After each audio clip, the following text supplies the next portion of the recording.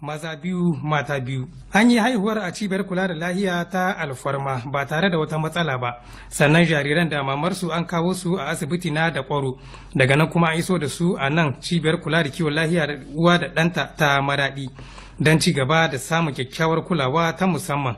Sai dai ƙaramin cikinsu Allah ya yi masa rasuwa a yau da safe. Gwamnan jihar Maraɗi Shaibu Abubakar ya je cibiyar kula da lahiyar uwa da ɗanta ta Maraɗi don ganin waɗannan jarirai, ya yi wa mahaifan barka tare kuma da basu tashi gudunmuwa. Ya kuma yi jinjina ta musamman ga likitocin da suka kula da wannan aiki tun farko har sa. Likitan da suka karbi haihuwar ya yi mana ƙarin bayani. An aihe su ne a nan wurin siyasi na Kwarnaka. Aka aihe shi a can. Sona uku aka yi su a nan da ƙwaro. To daga da ƙwaro ne aka turo su nan wurin. Matsala dama yawancin aka yi yara wanda suka wuce 2-3 akwai matsala kullum. To su kuma abin da ƙara matsala ma kuma ƙananan yara ne ba su kai ba aihuwa.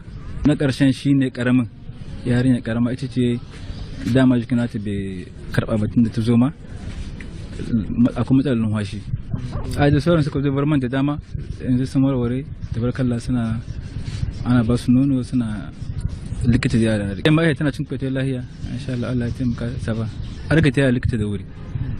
Ana ta likita da wuri shi ke sa a ga matsalolin. Inda an yi likita da fari an kai ecography ta farko ana ganin yara 2 ne 3 ne ko 4 ne ana ganin shi tun da fari. To kaga an ga wannan kenan san da baiwa rike cikin ƙananan likita dole ya zo mai likita wurin aihuwa. Ita ma Shamsiya ta gode wa Allah subhanahu wataala da ya bata wannan kyauta.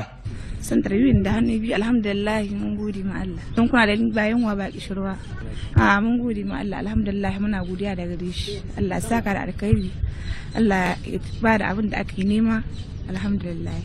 Mai gidanta uban 'ya'yan shi ma ya tofa albarkacin bakinsa tare da neman tallafi daga masu halin taimakawa, ya kuma isar da godiya ta musamman ga gwamnan jihar Maraɗi Shaibu Abubakar wanda tuni ya bada tasa gudunmuwa.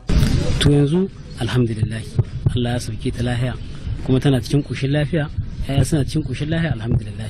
Na ma Allah godiya. Mun ji daɗi sosai, mun ji daɗi yadda ya kamata.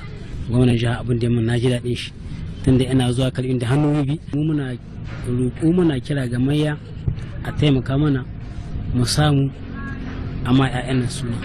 Shamsiya ta haihu ne da kanta ba tare da an yi mata aiki ba, a halin da ake ciki kuma da ita da jariran suna cikin ƙoshin lafiya kuma suna samun kulawa daga likitoci. Yau ne a duk faɗin ƙasar nan